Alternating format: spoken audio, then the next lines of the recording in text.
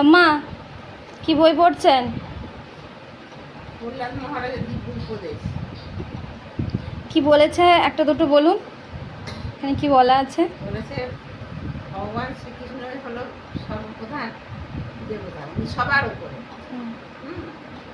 আর সেই জন্যে ও বন্ধুদের 5 বছর বয়স তখন বন্ধুদেরকে বলেছে যে তোমরা সবসময় হরিনাম কীর্তন করো, হ্যাঁ, আর কৃষ্ণ নাম জপ করো, করে লেখাপড়া করো। আর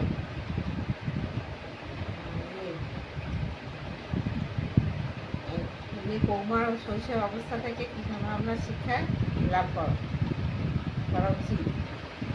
যখন ছেলে 5 বছর অর্থাৎ যখনই তার চেতনা বিকশিত হয় তখনই তাকে এই সম্বন্ধীয় প্রশিক্ষণ প্রদান করার জন্য বিদ্যালয়ে পাঠানো উচিত।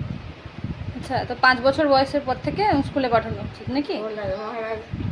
মহারাজ বলছেন যে জীবনের একেবারে শুরু থেকেই তাদেরকে কৃষ্ণ ভাবনার শিক্ষা প্রদান করা উচিত।